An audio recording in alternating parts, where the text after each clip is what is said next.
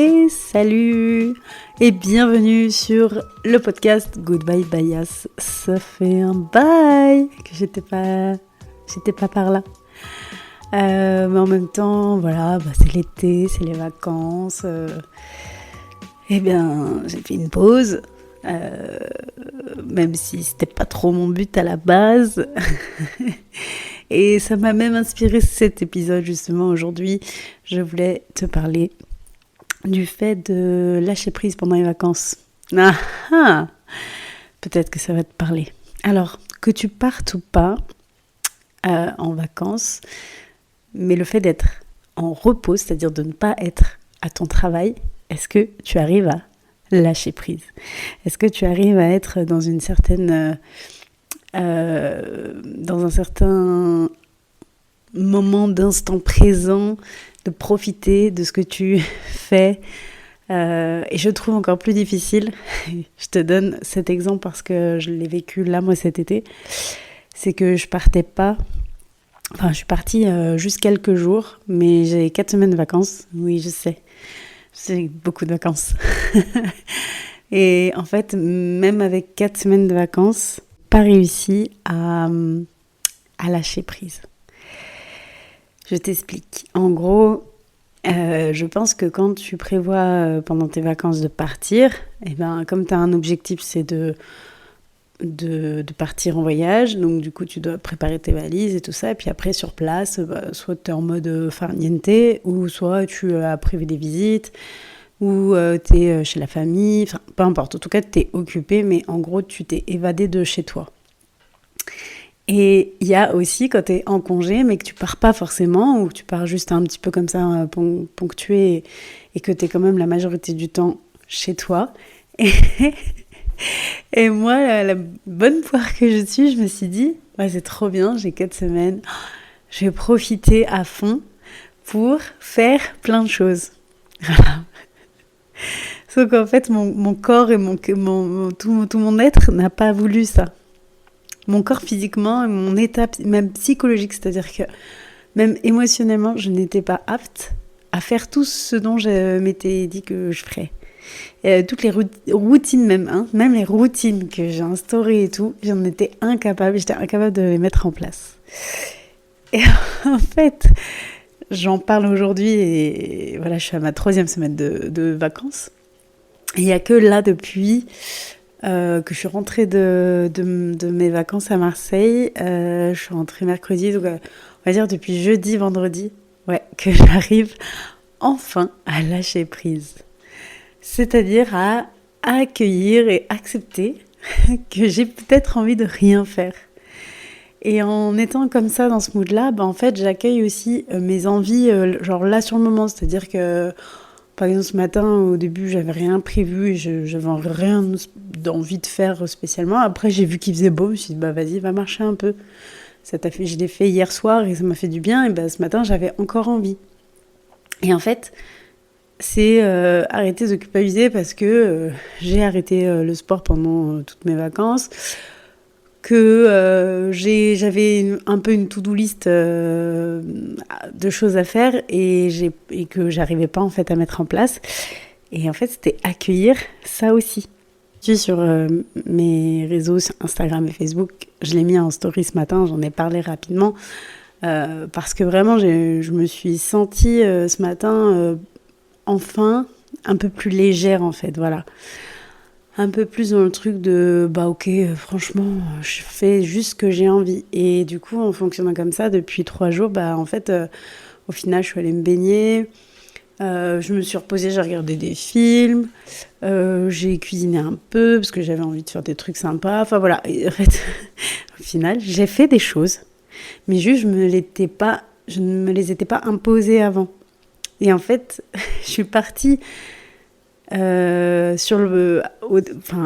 commencé mes vacances avec cette envie de tout programmer. c'est une part de moi, évidemment, que je travaille, hein, et tu vois, c'est pour ça que je t'en fais part, parce que, oui, même si je fais des coachings et que, et que je t'aide à débloquer certaines choses, moi aussi encore, je travaille toujours et encore jusqu'à la fin de mes jours, comme n'importe qui. Je suis pas au-dessus de tout le monde juste parce que j'arrive à mieux vivre certains aspects de ma vie.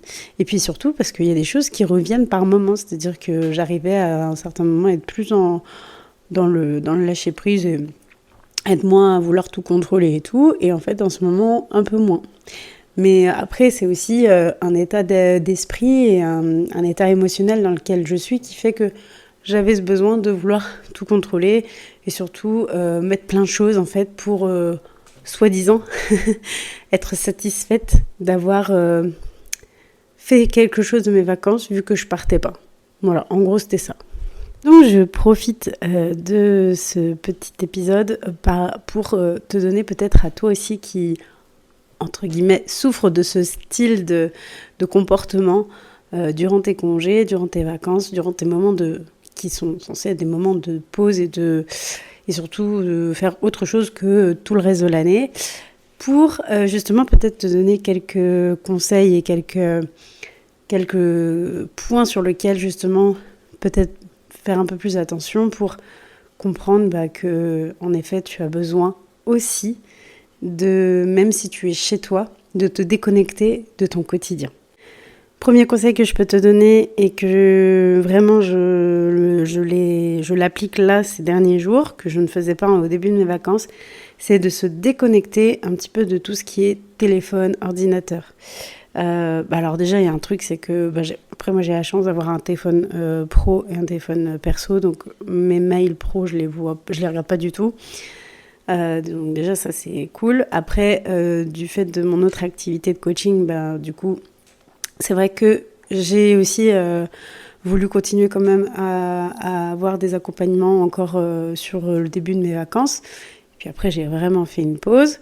Mais dans l'idée, le fait de se déconnecter déjà de son ordinateur, c'est pour éviter ce genre de curiosité, alors qu'on a bien tout le temps de retourner à son travail. Tant qu'il n'y a pas mort d'homme, je pense que c'est bon. Et autre chose, c'est que en fait, je passais mon temps à scroller les réseaux, à regarder un bon nombre de vidéos, parce que aussi, après, ça fait partie de ce qui me permet de m'inspirer aussi pour mettre du contenu sur les réseaux, mais c'est aussi en regardant ce qu'il y a autour. Mais au-delà de ça, c'était plus dans un mood, vu que je suis en train de faire ça, je fais pas autre chose, et je regarde même pas... Enfin, en gros, c'était un peu pour vouloir déconnecter mon cerveau, mais en fait, ça faisait l'effet tout inverse, c'est-à-dire que ça l'embrouillait encore plus, et ça lui donnait encore plus d'infos, trop d'infos, et je me reposais pas. C'était pas du repos. Ce que je pensais être du repos en étant sur mon canapé allongé en train de scroller, ça n'était pas du tout. Et c'est venu finalement rajouter ce côté j'ai la flemme de faire d'autres choses, donc du coup je suis là sur mon téléphone, c'est bien, personne m'emmerde. En gros c'était un peu ça. Et plus je faisais ça, et moins j'avais envie de faire des choses. Il y avait ça aussi. Deuxième conseil que je peux te donner, c'est si du coup tu pars, même si c'est toutes tes vacances ou quelques jours pendant tes vacances, pour un petit peu te libérer l'esprit et pouvoir après profiter du temps où tu es chez toi, c'est peut-être de préparer un petit peu en amont ce que tu vas vouloir emmener pendant tes vacances ou ce que tu vas vouloir faire pendant ce séjour.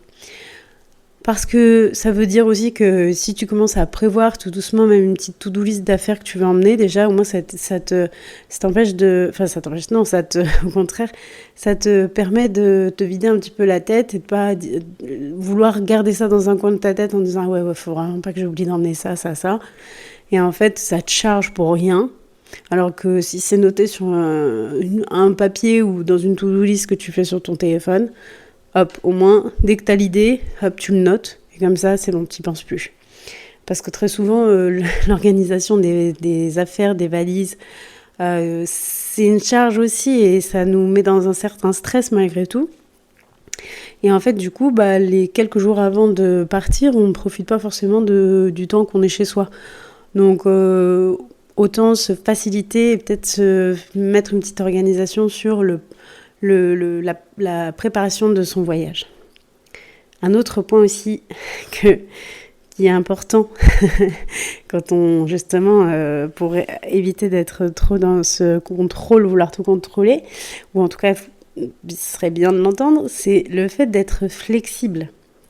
En fait, il faut garder à l'esprit que dans la vie, que ce soit les vacances ou pas les vacances, il peut y avoir des imprévus, il peut y avoir des choses qui changent. Moi, je l'ai vu d'ailleurs pendant mon séjour à Marseille, où j'avais prévu une journée sur l'île du Frioul, mais en fait, quand on est arrivé au bateau, c'était annulé parce qu'il y avait trop de vent, et voilà, donc du coup, c'est pas grave, ça s'est fait le lendemain, mais ça voulait dire que cette journée-là, il fallait trouver autre chose à faire et tout.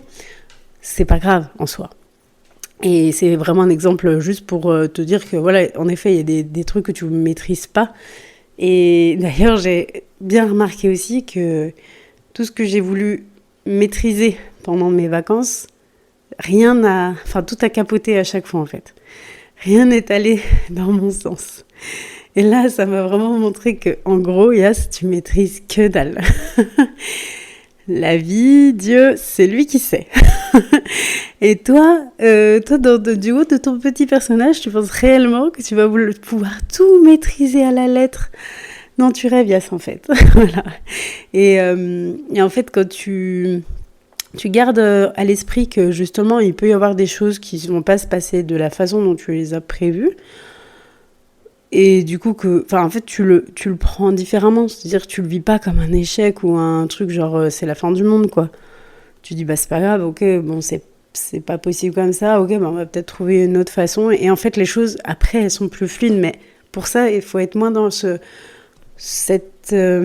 y a un côté un peu de lutter, de résister, en fait, à l'événement ou au truc qui n'était pas prévu. J'aurais dû numéroter le nombre de conseils que je voulais vous donner. C'est pas grave, donc je ne sais plus à combien je suis.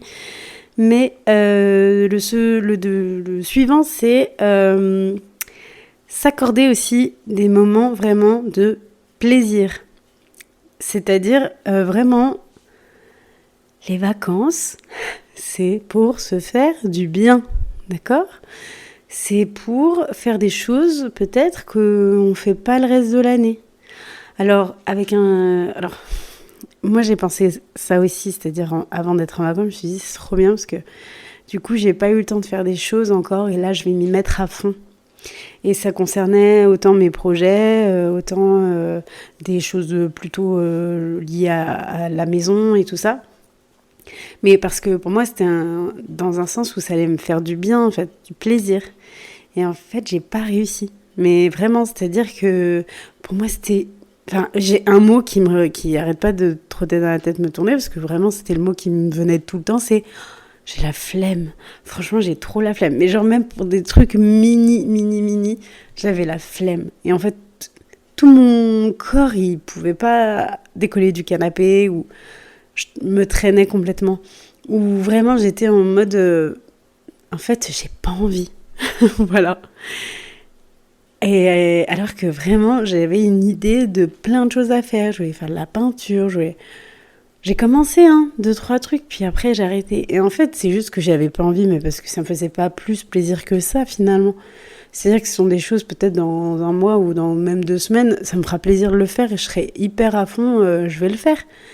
Mais là, sur le moment, finalement, c'était pas un plaisir, il n'y avait aucun intérêt de le faire. Voilà, donc, vraiment...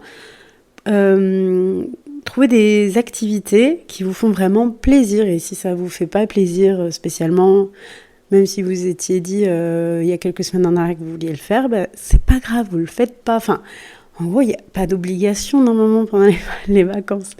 Alors certes, quand on a des enfants, et moi, voilà, 1 semaine sur 2, c'est le cas, c'est sûr que il faut pouvoir les occuper, trouver des choses à faire avec eux, mais trouver un juste milieu pour que ce soit autant plaisant pour eux que pour vous. Même si, évidemment, on les fait passer avant, et voilà, pour les occuper et trouver des choses qui leur plaisent. Mais il faut y trouver son compte aussi. Ou alors voilà, faire des activités avec eux pendant un temps dans la journée. Et d'autres moments, leur demander aussi de jouer un peu solo et de nous laisser nous reposer ou faire autre chose ou vaquer à nos propres occupations. Un autre point assez important, et ça n'est pas seulement que pendant les vacances, mais accepter vos pensées.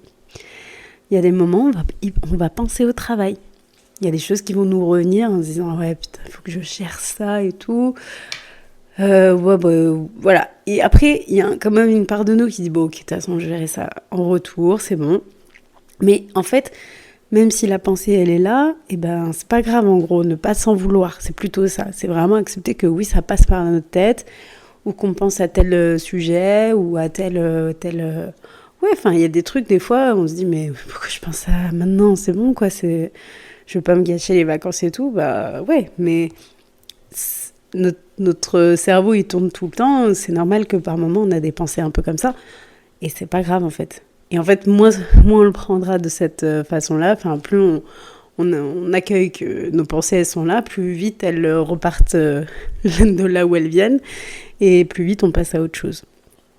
Quelque chose qui peut être très intéressant quand on est en vacances parce qu'on commence recharge et on est déjà un peu plus dans l'instant présent et tout ça. Et ça par contre, c'est quelque chose que je vous conseille de faire tout au long de l'année. Mais peut-être d'autant plus profiter de cette période-là pour commencer à ancrer cette habitude-là, c'est d'être dans la gratitude. Peut-être le soir, noter les choses pour lesquelles vous êtes reconnaissant dans votre journée. Et puis en fait, vous allez vous rendre compte que même si vous n'avez pas fait de trucs extraordinaires, il y a eu quand même plein de petites choses hyper sympas dont vous pouvez être fiers aussi, reconnaissant. Et voilà. Et du coup, ça, la gratitude, par contre, pour le coup, c'est un outil vraiment que je vous conseille d'utiliser dans votre quotidien. Et peut-être que justement en vacances, vous pouvez encore plus approfondir ça, c'est-à-dire ressentir encore plus cette joie que le fait de profiter de ces instants, que ce soit en famille, entre amis, avec son amoureux, avec ses enfants, ou même seul. Je dis ça parce que là, ça fait... du coup, je suis rentrée de Marseille et après, depuis jeudi, je suis toute seule. Qu'est-ce que c'est bon d'être seule. J'en avais besoin. En fait, là aussi, c'est bien parce que voilà, mon cerveau s'est reposé. Je pense que de partir un peu, ça a fait du bien.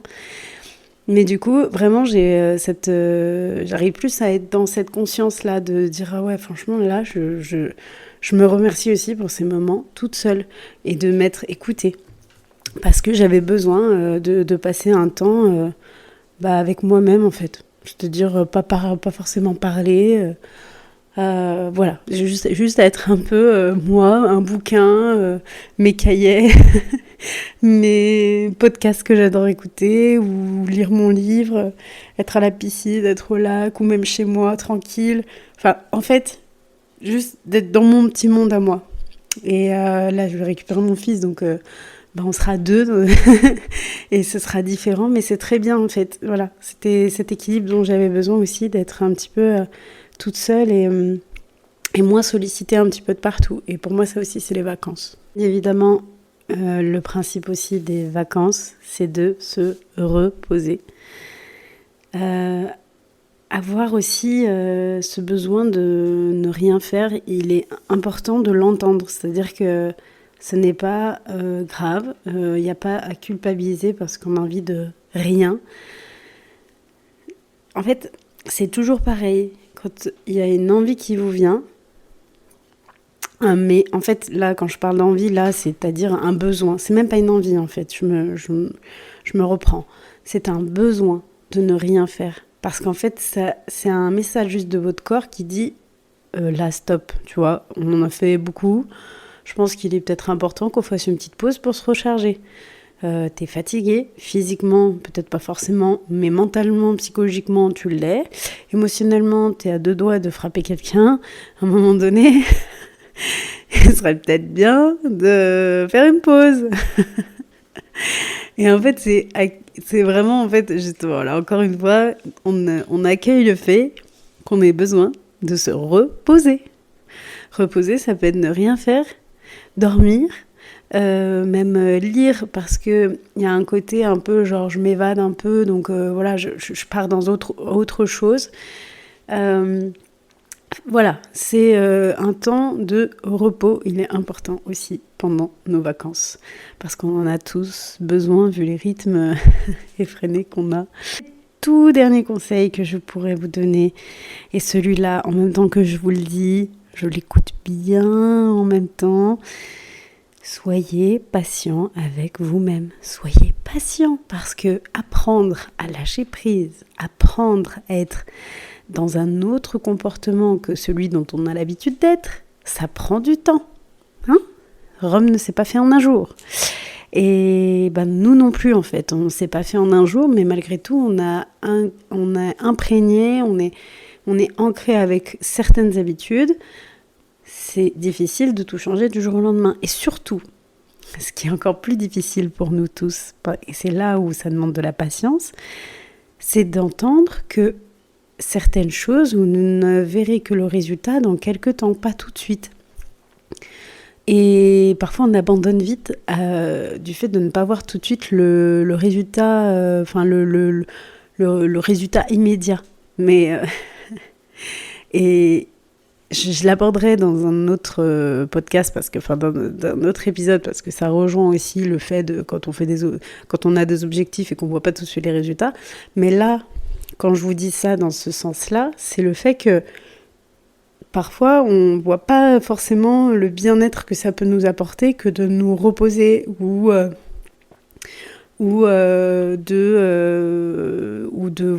se lâcher les baskets, en fait, tout simplement.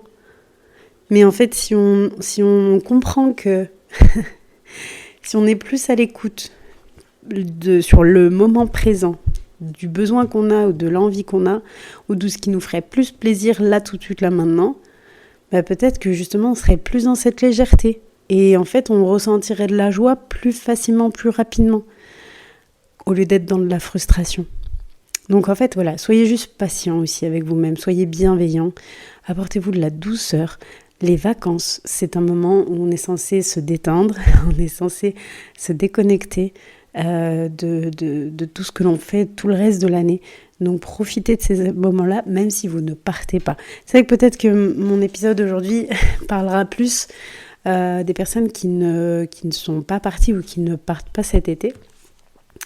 Moi vraiment c'est vrai que ça fait plusieurs années où je pars pas non plus mes 4 semaines, mais parfois je pars un peu plus que ça, et cette année c'est vrai que je suis juste partie 3 jours. Et du coup, je l'ai plus ressenti du fait d'être chez moi, même si j'ai bougé autour de chez moi et que j'ai encore des choses de prévues. Mais voilà, il y a moins cette sensation de voyage. Voilà. Et du coup, ça m'a extrêmement parlé. Et c'est pour ça qu'en fait, je ressens que maintenant ce côté, ok, j'ai compris maintenant que j'ai lâché un peu et que, en gros, je fais au feeling de mes journées. Du coup, je le vis mieux. Et du coup, je passe des bons moments. Donc voilà, je voulais juste te faire ce petit épisode pour que tu prennes soin de toi, que tu profites bien de tes vacances. Si tu n'as pas de vacances, je te souhaite beaucoup de courage, bon courage, bon courage. J'espère que tu en auras plus tard, quand tout le monde sera retourné au travail. Je crois que c'est le meilleur des moments, quand on peut le faire. Et en tout cas, je vous souhaite une belle journée, plein de good vibes à vous et à très vite.